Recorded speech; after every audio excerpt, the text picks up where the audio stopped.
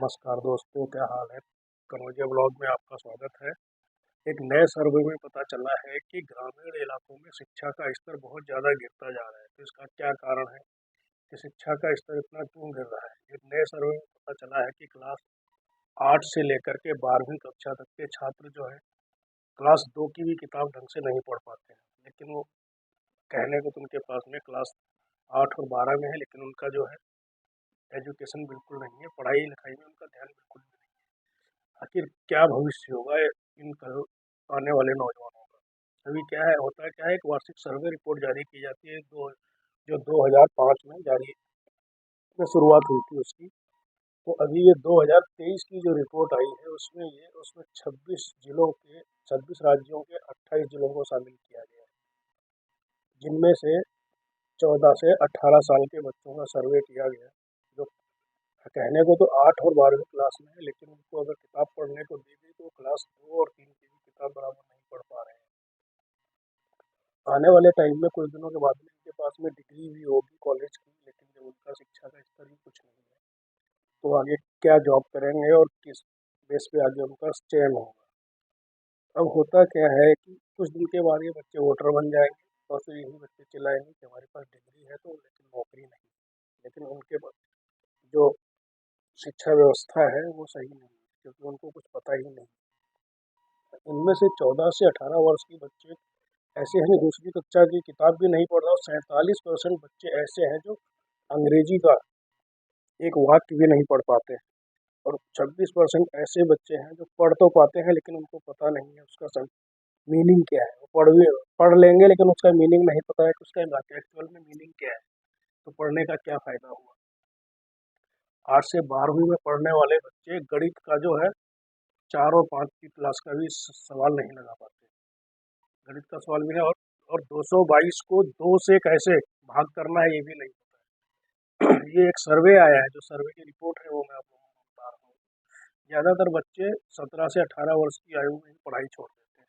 उसका क्या कारण है कि बच्चों का पढ़ाई में बिल्कुल दिलचस्पी नहीं लेना। 19% बच्चे ऐसे हैं जो पढ़ाई छोड़ देते हैं।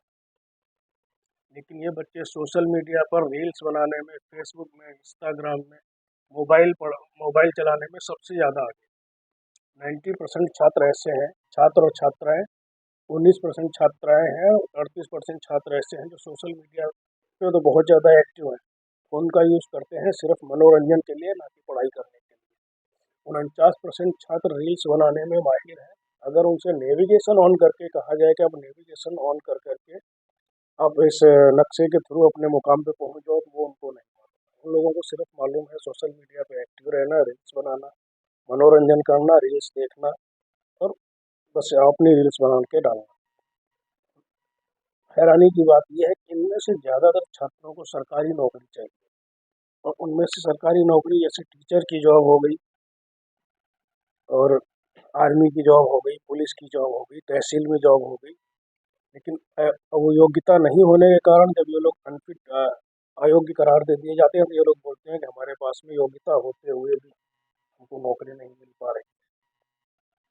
जिन बच्चों का शिक्षा का स्तर 2 या 3 का है वो सरकारी नौकरी ढूंढ रहे हैं, जब सोशल मीडिया पर ये लिखेंगे कि काम नहीं है।